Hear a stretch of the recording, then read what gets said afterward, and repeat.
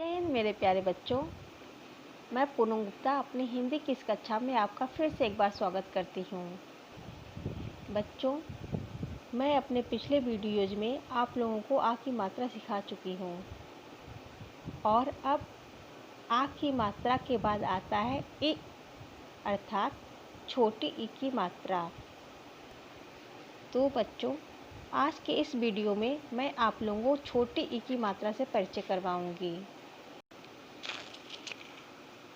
आ की मात्रा के बाद आता है इ, छोटी ई की मात्रा।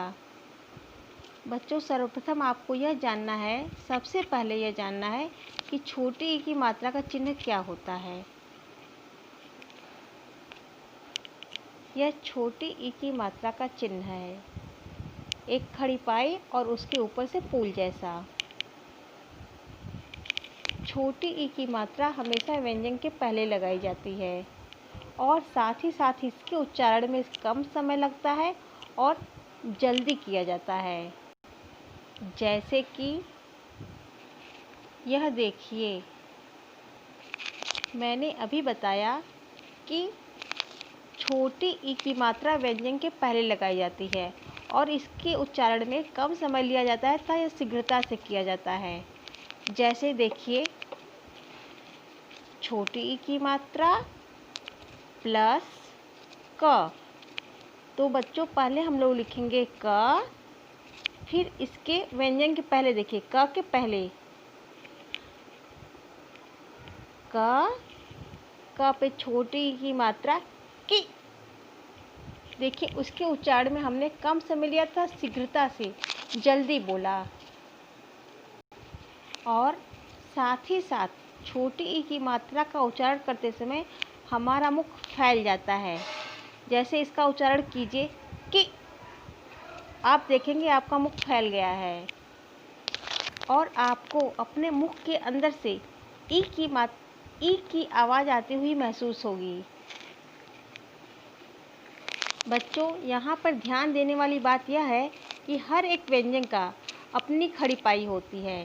तो जब हम लोग ई की मात्रा लगाते हैं तो ई की मात्रा का जो ये होता है, इसको हम लोग व्यंजन के खड़ी पाई के ऊपर ही लाते हैं, उसके पहले या बाद में नहीं। अगर हम लोग पहले या बाद में लाते हैं तो वह हमारा गलत हो जाएगा। जैसे कि देखिए, ख,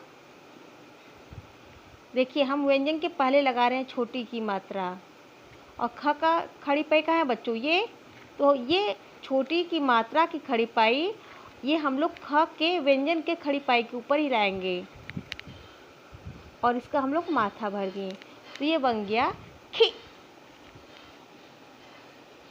इसी तरह फिर देखिए, ग के पहले हमने लगाया छोटी की मात्रा गी।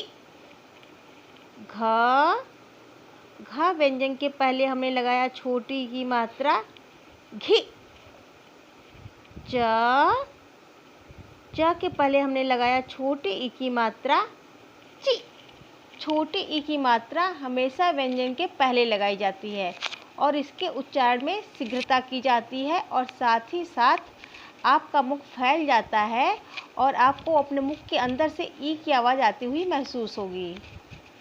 इस तरह से हम लोग क्रमशः सारे व्यंजनों पे छोटी ई की मात्रा का लगाकर उच्चारण करेंगे और पढ़ने का प्रयास करेंगे। उसके पश्चात हम लोग आ जाते हैं दो अक्षर वाले शब्द पे। जैसे कि देखिए, द पे छोटी की मात्रा दी न। अब देखिए हम इसको कैसे लिखेंगे। देखिए, पहले द व्यंजन के पहले लगी हुई है तो ये छोटी की मात्रा है, दी न, दिन। बच्चों, जैसे हमने आ की मात्रा को अपने मन में पढ़ने का प्रयास किया और फिर सीधे हमने बोलने की कोशिश की, उसी तरह से हम लोग इस ई की मात्रा के साथ भी ऐसा ही करेंगे। क पे छोटी की मात्रा की, ल पे आ की मात्रा ला, की, ला।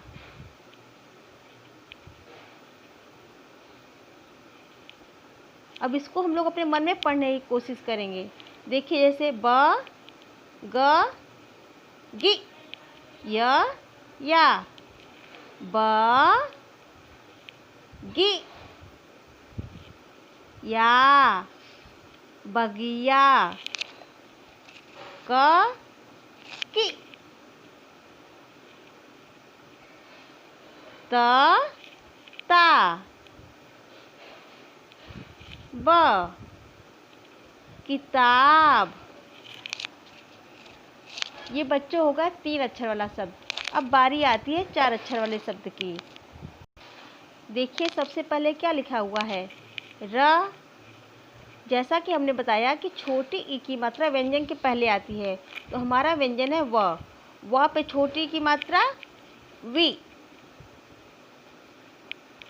व पे आ की मात्रा वा, रविवार। अब देखिए प पे छोटी की मात्रा, अपने मन में बोलिए, प पे छोटी की मात्रा, बिल्कुल सही कहा बच्चों आपने, पी। क न पे छोटी की मात्रा नि, क पिकनिक। बच्चों ये रही हमारी छोटी ई की मात्रा। छोटी ई की मात्रा को लिखते समय यह ध्यान देने वाली बात है कि इसको व्यंजन के पहले लिखा जाता है, व्यंजन के पहले लगाया जाता है। हर एक व्यंजन का अपना खड़ी पाई होता है।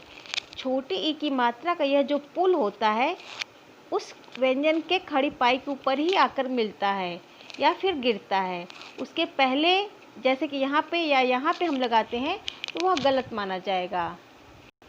तो इसलिए आप लोग कोशिश कीजिएगा, प्रयास कीजिएगा कि हर एक व्यंजन के खड़ी पाई के ऊपर ही ई की मात्रा का पुल गिराएं, पुल लगाएं।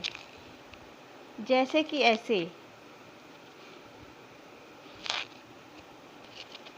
साथ ही साथ इसके उच्चारण में कम समय लगता है और धीमे स्वर में शीघ्रता से किया जाता है।